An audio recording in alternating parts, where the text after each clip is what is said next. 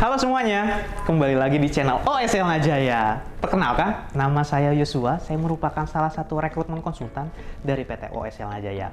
Hari ini saya ditemani oleh rekan saya, atau bisa dibilang sih leader saya sih.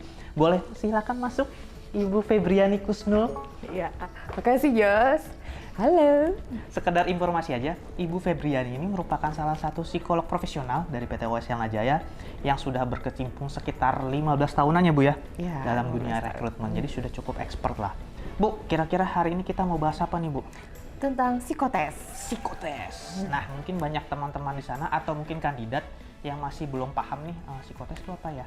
Penting nggak sih psikotes dalam proses rekrutmen di perusahaan? Nah, hari ini kita akan kupas lebih dalamnya lagi. Oke, tetap ikuti kami ya.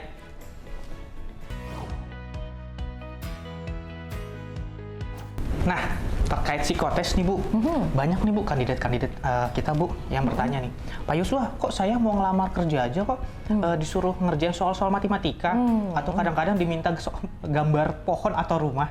Nah, Bu, sebenarnya sendiri tujuan psikotes dan fungsinya itu apa ya Bu ya menurut kacamata corporate? Pertanyaan yang bagus. Jadi dalam kaca corporate bagi perekrutan itu untuk melihat potensi, minat dan bakat. Disesuaikan dengan kebutuhan perusahaan saat itu. Jadi untuk melihat yang ada itu mereka membutuhkan psikologi tes. Nah, tujuan yang paling utama menempatkan karyawan tepat sesuai dengan bakat, minat dan potensinya. Atau kita bilang the right man and the right place. Yang kedua ada lagi Joshua sebenarnya. Apa tuh Bu? Evaluasi bagi karyawan yang sudah bergabung di perusahaan untuk promosi maupun mutasi.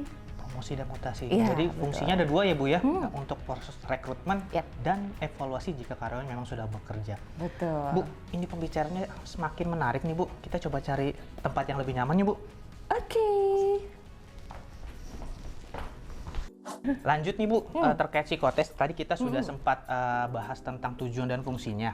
Nah, selain itu aspek-aspek apa aja Bu ya yang biasanya kita tes nih dan kita lihat dari proses psikotes sendiri? Penilaiannya ya. Jadi penilaiannya itu kita ada 4. Pertama itu kecerdasan atau daya tangkap. Kemudian yang kedua itu adalah sikap kerja.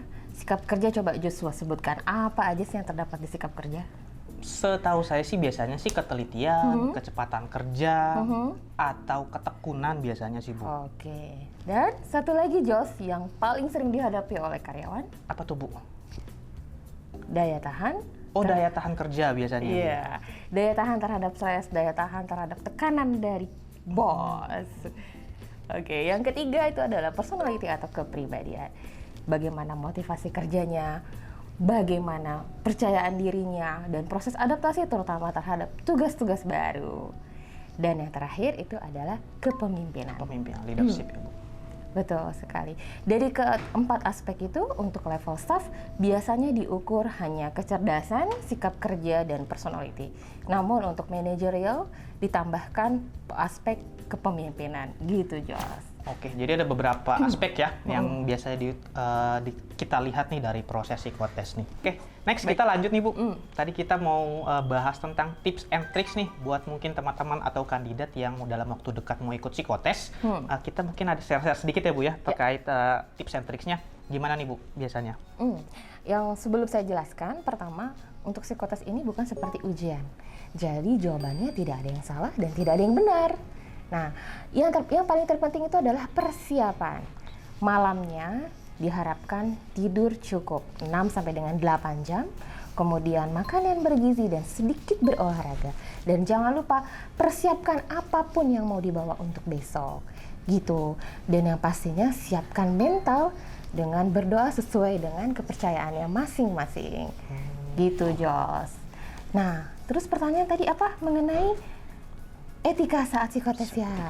Oke, etika saat psikotes itu pertama datang 15 menit sebelumnya.